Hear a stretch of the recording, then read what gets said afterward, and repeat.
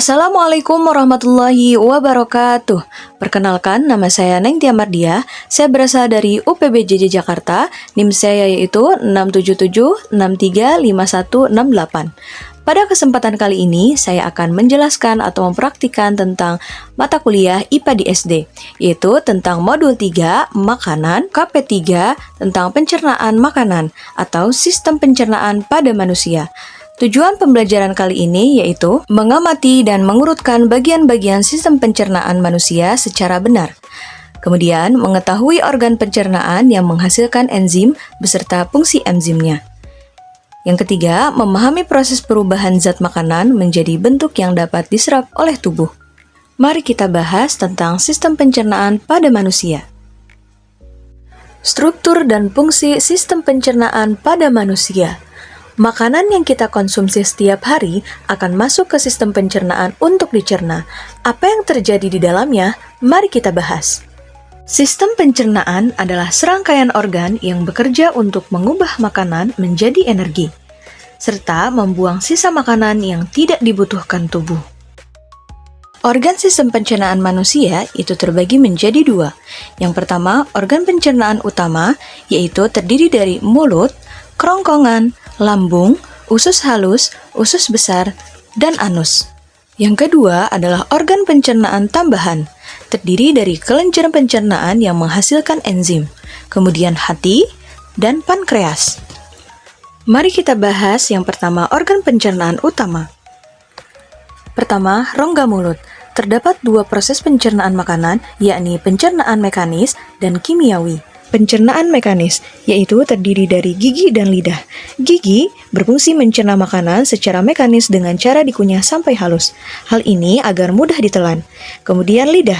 Lidah menelan, mendorong, dan mengatur letak makanan, serta sebagai indera perasa. Hal ini dibantu kelenjar ludah. Kedua adalah pencernaan kimiawi, yaitu organ yang bekerja adalah kelenjar ludah, mengandung enzim petialin, yang berfungsi memecahkan karbohidrat atau pati menjadi gula sederhana. Yang kedua adalah kerongkongan. Kerongkongan adalah saluran sempit berbentuk pipa yang menghubungkan antara rongga mulut dengan lambung. Kontraksi otot polos pada dinding kerongkongan mengakibatkan gerak peristaltik.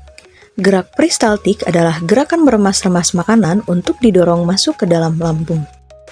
Yang ketiga adalah lambung.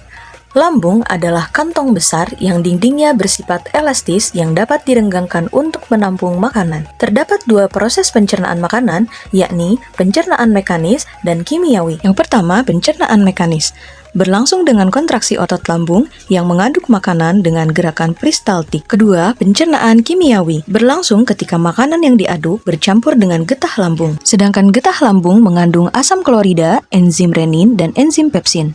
Yang keempat adalah usus halus. Usus halus merupakan saluran terpanjang pada sistem pencernaan dengan panjang sekitar 6-8 meter. Maka, makanan diproses secara kimiawi. Usus halus dibedakan menjadi 3 bagian, yaitu duodenum, jejunum, dan ileum. Yang pertama adalah duodenum atau sering disebut dengan usus 12 jari. Merupakan muara dari dua saluran, yakni katong empedu dan kelenjar pankreas. Yang kedua adalah usus kosong atau jejunum. Terdapat kelenjar yang menghasilkan enzim lipase, laktase, maltase, dan sukrase. Yang ketiga adalah ileum atau usus penyerapan. Terdapat jontot usus atau villi yang berfungsi untuk memperluas permukaan usus. Yang kelima adalah usus besar. Usus besar memiliki fungsi utama yaitu mengatur kadar air pada sisa makanan. Di dalam usus besar terjadi proses pembusukan sisa makanan oleh bakteri E. coli. Yang keenam yaitu anus.